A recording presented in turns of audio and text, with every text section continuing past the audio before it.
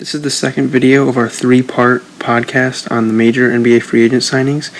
At the time we were filming this, we didn't realize we would be splitting it up into three parts, so that's why there's no introduction to this video. Kind of goes in with Kyrie is Kemba Walker. He's a Charlotte Hornets legend, all-time scorer, just a huge franchise piece that's been there for the last part of the decade, and now he's now in Boston on a 4-year, $140 million contract, similar to Kyrie, and I think that Boston is actually going to be more successful with Kemba under the wing at point guard than Kyrie was. What do you think?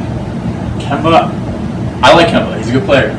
It's just, does Kemba have the experience? Is he clutch? Yeah, he's had these 40-point games against, the Nets. Try 60-point games, bro. He's had these good games, but like it's in the regular season. We've all seen these.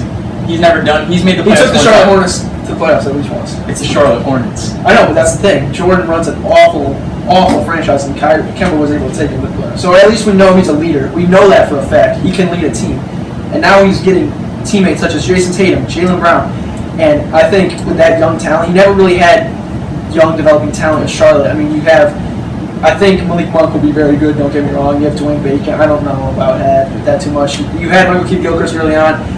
Didn't work out. You had a lot of young talent. You had Zeller. You had all those guys, but they just weren't at the level that I think Jason Tatum can elevate himself to be. Jaylen Brown is going to be a very serviceable player in the NBA, and I think teaming up with Kemba Walker, that Celtics team isn't going to lose a step. They're not going to be a great team in the East.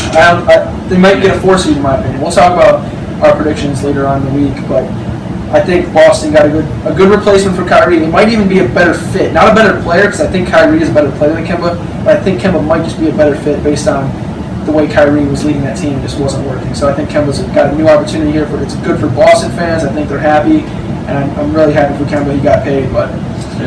And one other thing, Charlotte had the opportunity to give Kemba the max, which was like a $220 million max, because he made All-NBA team. He was there for X amount of years, so you got that veteran max that you potentially could get, but he wasn't going to get that because it's $220 million. Are you paying $220 million for Kemba Walker? No. So he's going to settle for $141 million. Still, plenty amount of money for Kemba Walker, so very happy for him. Next player we want to talk about is Al Horford, who's former Celtic as well. The Celtics, they're very interesting Sunday evening for the Boston Celtics. So they lost Al Horford to the Philadelphia 76ers on a 4-year, $109 million contract. Getting paid. Yeah, Al Horford is in his bag right now. Good for him, because he's going to be 37 by the time that contract ends. So he's very, very good for him. So what are your impressions? What do you think Al Horford adds to the Philadelphia 76ers? We all know that the Sixers struggle with shooting. Obviously, Dave Benson's at point guard. We've never seen him ever hit a three-pointer in his lifetime since LSU. And Al Horford gives him the defense for sure. Also having Joel Embiid, that's very good defensive work. He gives him the shooting that a lot of the teams in the East, besides like the Raptors and the Bucks, struggle with. But the thing that still hurts him is the rebounding, because Al Horford is not a struggling rebounder. That's a very good point. But I think the biggest key for Philadelphia right now is that they got Joel Embiid's best defender off of him. Because when we saw the 2018-2019 NBA season, Al Horford was one of the most consistent best defenders against Joel Embiid, who was arguably the most dominant player in the NBA at the center position. And now Al Horford is now his teammate. So Joel Embiid doesn't have to worry about that.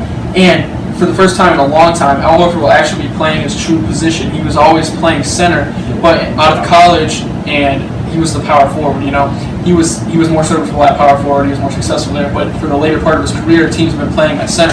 So now he's going to have the chance and opportunity to go and play at his true position, and that maybe we'll see the best front court in the NBA probably in a long time with Al Horford and Joel Embiid.